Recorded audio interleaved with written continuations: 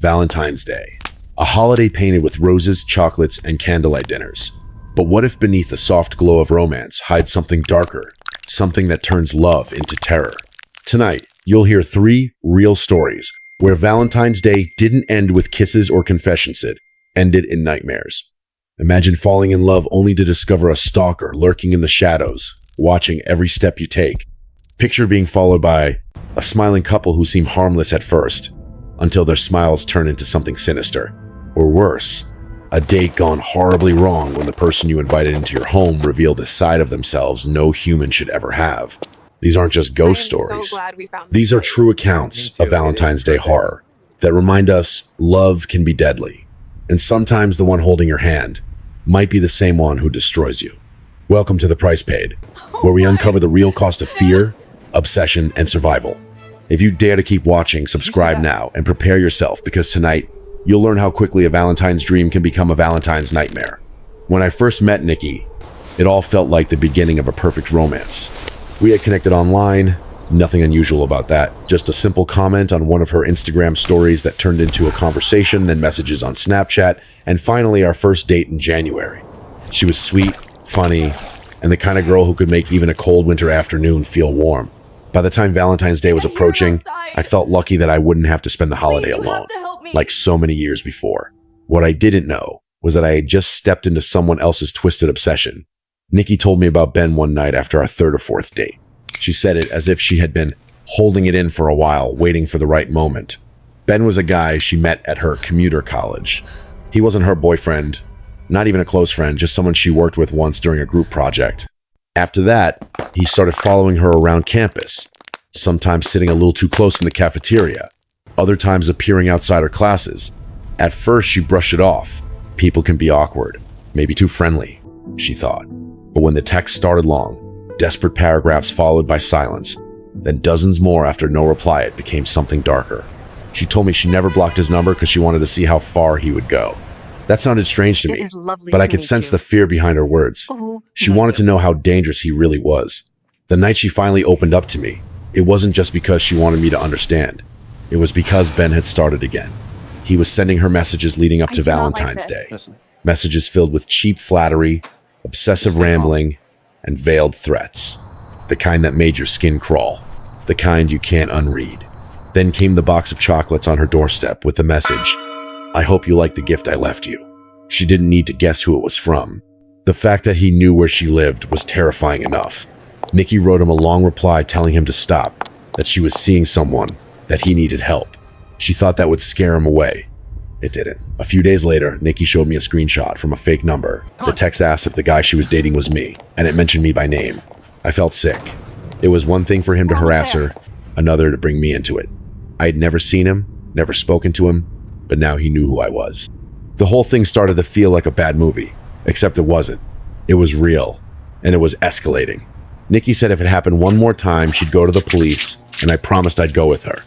Valentine's Day arrived on a Friday. We dressed up and went to a waterfront restaurant with outdoor seating. The night air was calm, the lights from the water shimmering, everything should have been perfect. But then Nikki noticed him, or at least someone who looked like they could be him. A man sat on a bench near the parking lot, hat pulled low over his face. He didn't move, didn't look around, just sat there. Nikki half joked, "What if that's Ben?" I laughed with her, but then the man tilted his head just slightly in our direction, as if he had been listening the entire time. When he noticed us staring, he turned away quickly and walked off. We didn't laugh anymore. The rest of the night went smoothly, but there was a shadow hanging over it. A gnawing thought that maybe he was still out there, waiting. Later, at my rental house, we were sitting together on the couch, trying to forget about it. We were just beginning to relax when Nikki froze. "Did you hear that?" she whispered. I had heard it too, a dull clatter from the backyard. I told her I'd check it out. Sliding on my shoes, I stepped into the yard. It was quiet, too quiet. The kind of silence that presses against your ears. Then I saw it.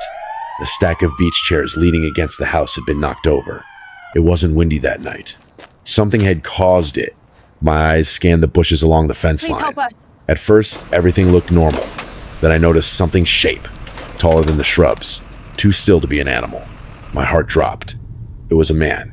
The moment my eyes locked onto him, he knew I had seen him. He stepped forward, pushing through the branches, moving fast, too fast for me to think he was just trying to leave. He was charging. Adrenaline surged through me. I lunged forward before he could fully break free of the bushes, tackling him to the ground. Twigs snapped beneath us as we wrestled. I yelled at him to stay down, calling Nikki's name.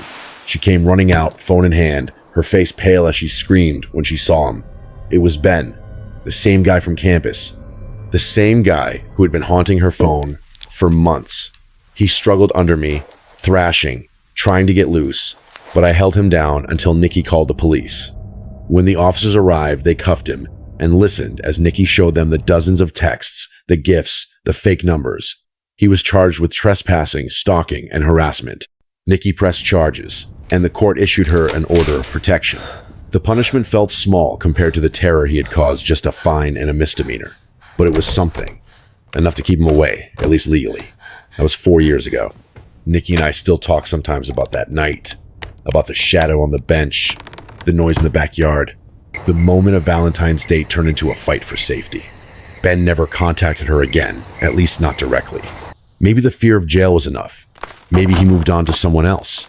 But even now, every time Valentine's Day rolls around, I can't help but wonder if somewhere, behind some pair of lowered eyes, he's still watching. It was Valentine's Day, a night we had been looking forward to for weeks. My boyfriend and I had made simple plans, nothing extravagant, just dinner at a nice restaurant and maybe something fun afterward. We arrived at the restaurant, and as we were walking in, I noticed a couple sitting just outside.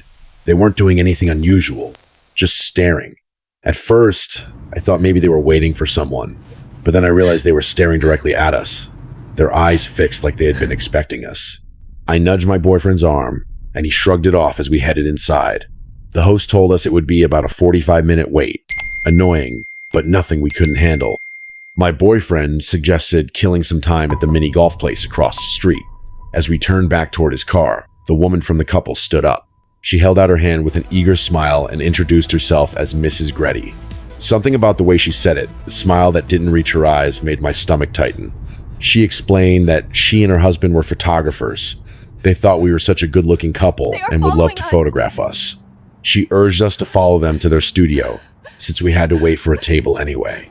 She insisted it was only a 5-minute drive away. She even said they could take us there themselves. Every part of me screamed that it was wrong. The words felt rehearsed, like she had been waiting to deliver them. My boyfriend politely declined, telling her we had other plans. She didn't argue. She just smiled, in a way that felt colder than before, and sat back down next to her husband. He hadn't said a word the entire time, only staring with a stiff, unreadable expression. I felt a shiver, even though the night air wasn't cold. As we walked to the car, I told my boyfriend how strange it was. He agreed, but tried to make a joke out of it.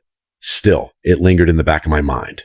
Mini golf was usually a lively place, but that night it was practically empty. The echo of our footsteps felt louder than usual, the neon lights glowing against an empty course. We tried to laugh about the weird encounter, pretending it was behind us. Then the entrance bell rang. I turned my head, and my heart dropped. It was them, the same couple. Mrs. Gretty's eyes locked with mine, and she gave me a smile that made my blood run cold. It wasn't a friendly smile. It was the kind of smile that told you she knew something you didn't. I whispered to my boyfriend that I was uncomfortable, that we should just wait in the car until our table was ready. He agreed, and as we turned to leave, the couple was suddenly right behind us, grinning as though they had been waiting for us to move. Gretty's voice was light but unsettling as she said, "Crazy how we both ended up here, isn't it?" Then her husband spoke for the first time, suggesting a photo of Gretty versus Rod. My boyfriend froze. Rod was his last name. Neither of us had told them that. We left quickly, our hearts pounding, the couple's smiles fading as we rushed out. My boyfriend tried to calm me down, saying it was just a weird coincidence. But I could see in his eyes he was rattled too. We sat in the car for 15 minutes, waiting for the restaurant's text. Every passing second felt longer, and I couldn't shake the feeling that we were being watched. Finally, the message came. Dinner was ready. Inside the restaurant, we tried to relax, to let the warmth of food and conversation take over. For a while, it worked. My boyfriend even insisted on paying the bill since it was Valentine's Day. He excused himself to the bathroom, leaving me alone at the table. That was when I saw her. At least I thought I did. A woman peeking around the corner, a flash of a familiar face. By the time I looked again, she was gone. Maybe it was my imagination. Maybe it wasn't. The drive back to his place was supposed to be quiet and simple, just a long stretch of road surrounded by trees. That night, it became something else. We noticed a pair of headlights behind us, following too closely. My boyfriend said maybe it was nothing, but when he pulled into a CVS parking lot, the car followed. We both went inside to use the restroom, trying to act normal. When we came back out, the car was gone. Relief washed over us for a moment. We started the drive again. The road grew darker, the trees pressing in on either side, until the world felt cut off. Then came the sound, a sharp echoing pop. My boyfriend slowed the car and cursed. Both front tires had blown out. Panic hit us instantly. He jumped out, looked at the shredded rubber, and turned to me with wide eyes. "They did this," he said. He didn't have to explain who he meant. He grabbed my hand and told me to run. We left the car on the dark road and sprinted into the woods. Branches whipped against my arms, roots caught on my shoes, but fear pushed us forward. My boyfriend pulled me down into the brush and told me to be quiet. We crouched, hearts pounding so loudly I was sure someone could hear them. Then we heard it, a car engine creeping along the road, stopping near where we had left ours. And then, her voice, Mrs. Gretty, calling out in a sing-song tone that twisted into something monstrous. Oh my goodness. "You took too long," she said, her words drifting through the trees. A car door slammed, followed by another engine revving and speeding away. We stayed hidden until the flashing lights of police cars cut through the night. My boyfriend explained what happened, but without names, without proof, there wasn't much they could do. They took a report, told us they would follow up. My sister came to pick us up, and a tow truck took care of his car. 4 years have passed since that night. No arrests, no explanations, no sign of who the Grettys really were. Sometimes I wonder if that was even their real name. Sometimes I wonder what would have happened if we had gone with them to their so-called studio. Other times I wake in the middle of the night, certain that if I opened my window, I'd see that same smile staring back at me from the dark. Valentine's Day is supposed to be filled with flowers, laughter, and stolen kisses, not fear. But the year 2018 changed the way I would ever think about that holiday.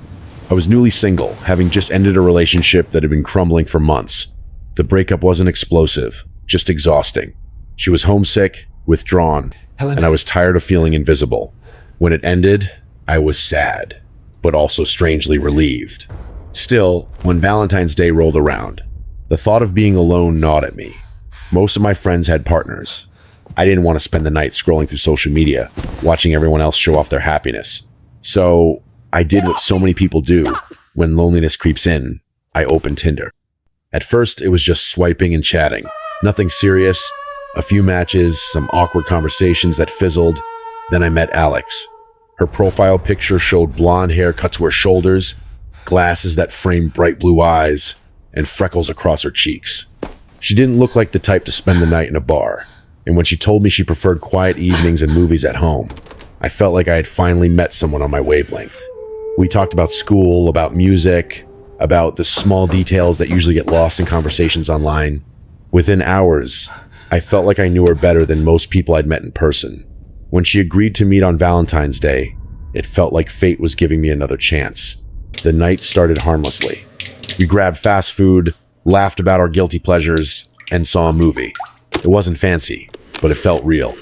Afterward, we walked around downtown, the snow falling softly, making everything seem almost cinematic. When I invited her back to my apartment, she didn't hesitate. We spent the night together, and I thought it went perfectly. She asked if she could stay since the snow was still coming down, and I said yes.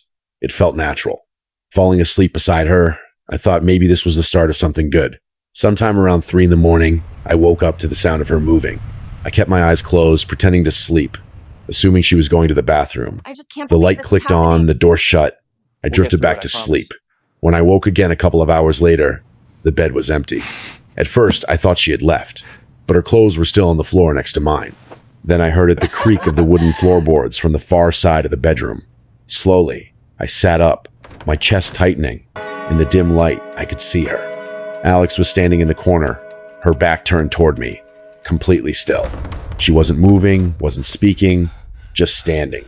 I whispered her name, gently, not wanting to startle her. No response. My voice wavered as I tried again. Nothing. I turned on the lamp, the weak light casting shadows that made the scene even worse. Slowly, I got out of bed and approached her, my steps hesitant. When I placed a hand on her shoulder, expecting her to turn slowly, and laugh it off. What I got instead was something inhuman. She spun around at an unnatural speed, her face devoid of emotion, her mouth opening in a scream that pierced the silence. She began hitting me, wild and frantic, fists connecting in a flurry. She wasn't strong, but the shock of it made me stumble back, falling onto the bed. She kept coming, her hands flailing, her screams unbroken, like she wasn't even breathing. I shouted at her, tried to grab her wrist, tried to reason with her, but it was like she wasn't there. Her eyes didn't look at me. They looked through me. After half a minute of this terrifying frenzy, she stopped. Just stopped. Without a word, she snatched her clothes, threw them on, and bolted for the door. The apartment fell into silence. My heart was racing as I got up to chase her, but when I reached the door, it was wide open, the cold air rushing in, and she was gone. That's when the smell hit me. It was foul, overwhelming, coming from the bathroom. My stomach turned as I pushed the door open. The sight was like something out of a nightmare. The shower curtain ripped down, my things scattered, water pooling on the floor. But the worst was the mirror. Smears of feces streaked across the glass in thick, brown patterns, like some grotesque message I couldn't decipher. I gagged and stumbled back, slamming the door shut. My hand shook as I grabbed my phone and called the police. When the officers arrived, they listened patiently as I explained what happened. I showed them the Tinder messages, the single screenshot I had of her face, but her account was gone, her Snapchat deleted. The photo I had saved was warped by a filter, making her almost unrecognizable. The police took a report, promised to keep an eye out, but I could tell they didn't think much would come of it. They advised me to have a friend stay over in case she came back. That advice didn't calm me, but I followed it. I called Rob, one of my closest friends. He came over, and when I showed him the picture of Alex, he frowned. She claimed to be in one of his classes, but he had never seen her before. That realization made everything worse. Who would I really let into my apartment? Rob and I stayed up watching a movie, trying to push away the fear. Around midnight, we finally dozed off. At 3 a.m, I woke again, this time to the sound of someone trying the front door. The handle rattled, shook, paused, then rattled again. It went on for nearly a minute. I froze, staring at the door, waiting for it to burst open. Then, silence. I crept to the peephole, my breath fogging the glass, but no one was there. Just the empty hallway. Nothing happened after that, but the memory has stayed with me ever since. Sometimes I wonder if she was ever really who she said she was. Was Alex her real name? Was she even a student? Or was she someone who had been watching me for longer than I realized, waiting for an excuse to come inside? Tinder is supposed to connect strangers looking for love. That night, it connected me with something else entirely. Something I still cannot explain. Valentine's Day was never the same again. Every February, I feel the echo of that scream, and I wonder if one day, when I least expect it, she'll come back. Valentine's Day is painted as a celebration of love, intimacy, and connection. But when you peel back the glossy surface, there is a darker truth. For some people, the day does not end with roses and candlelight, but with terror. The 3 stories you have just heard are not legends passed down to scare children. They are accounts from real people, each of them scarred by the shadows that can creep into moments meant for affection. When we look at them together, they form a chilling reminder that love, obsession, and fear often live side by side. The first story, the one of Nikki and a stalker named Ben, shows how fragile the sense of safety in a relationship can be. What began as a normal college interaction, a simple group project, escalated into harassment, obsession, and a violent intrusion into her personal life. Ben was not a stranger from some distant city. He was someone who had walked the same halls, sat in the same classrooms, shared the same cafeteria. That closeness is what made him dangerous. Oh my gosh. When he crossed the line from sending messages to physically appearing outside her home, the illusion of control shattered. We are here for you. For Nikki, Valentine's Day will always be tied to the image of him crouched in the bushes, waiting for his chance to step closer. It is not only the act itself, but the idea that someone could be watching, waiting, while you are trying to enjoy the most romantic night of the year. The fear that your love is not private, that another pair of eyes has claimed it without your consent. Then there is the story of the mysterious couple who introduced themselves as photographers. On the surface, their behavior could be brushed off as eccentric, but it grew into something undeniably sinister. Their knowledge of personal details, their constant reappearance at different locations, the way they positioned themselves as if guiding the evening's events, it all suggested a plan. What makes it more haunting is that we never learn who they were or what they wanted. Were they criminals looking to lure the couple into a trap, Were they part of something darker, a ritual, an obsession, or simply predators playing a game? The unanswered questions linger heavier than the events themselves. The young couple's escape into the woods paints a picture of primal fear, the feeling of being hunted. When the car tires blew out and Mrs. Gretty's voice echoed through the trees, it became a reminder that danger can wear a smile, can speak politely, can introduce itself with a handshake. The danger may not even leave behind evidence, just a memory that refuses to fade. And finally, the Tinder date with Alex, perhaps the most disturbing of them all, because it blurs the line between human and inhuman. Alex was someone chosen from an app, a face among many, a digital match that felt promising. Yet behind the charm and the small talk was something that could not be explained. Her sudden transformation in the middle of the night, the way she stood in the corner motionless, the unnatural speed of her movement, and the horrifying state of the bathroom afterward point to something beyond normal behavior. It is tempting to frame it as mental illness or substance abuse, but the lack of identity, the deletion of her accounts, and her mysterious reappearance at the door later that night suggest a darker possibility.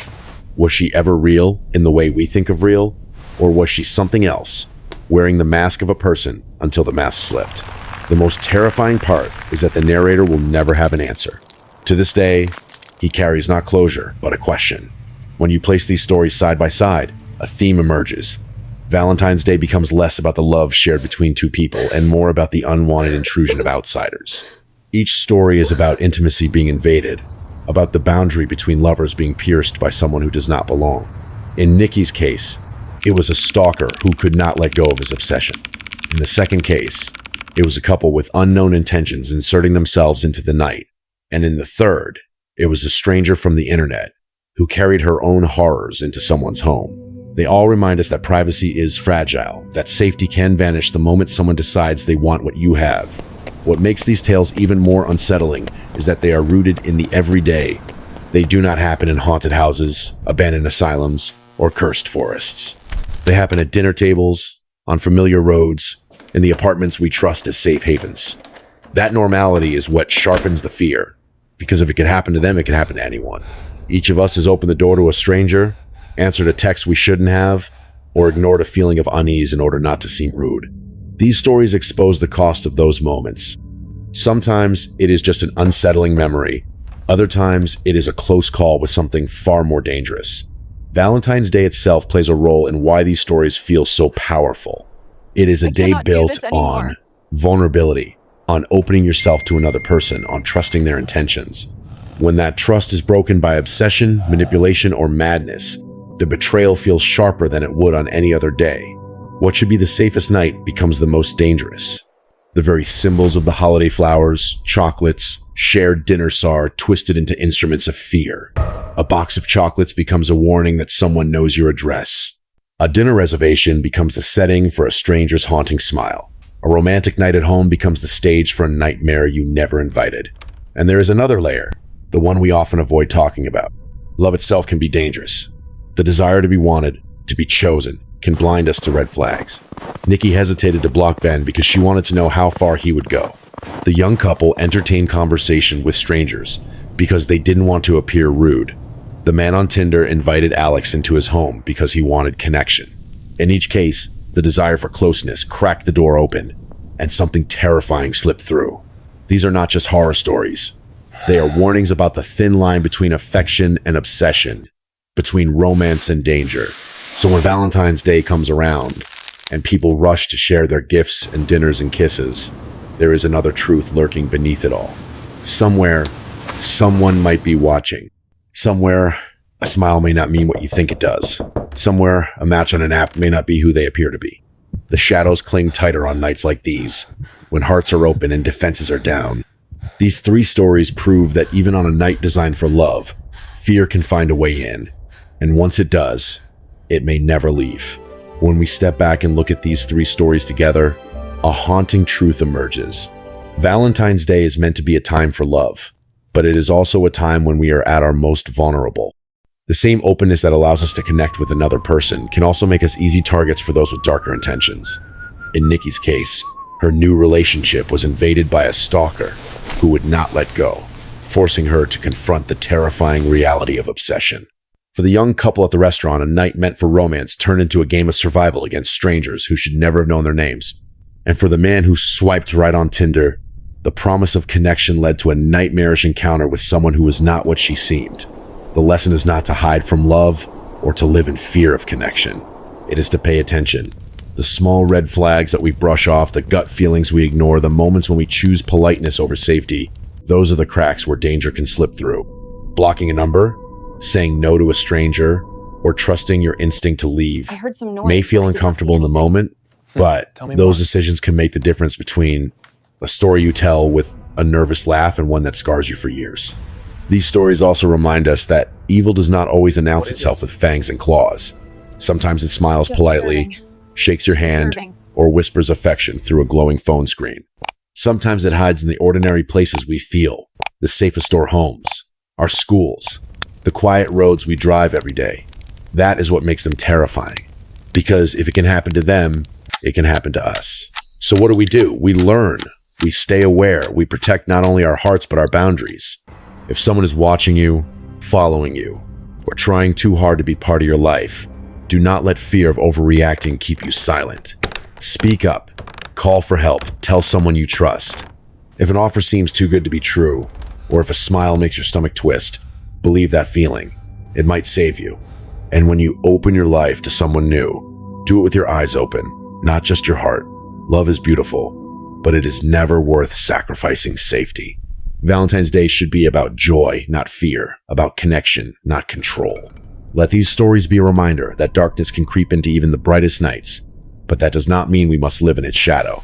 It means we must stand prepared to face it, to recognize it, and to protect ourselves from it.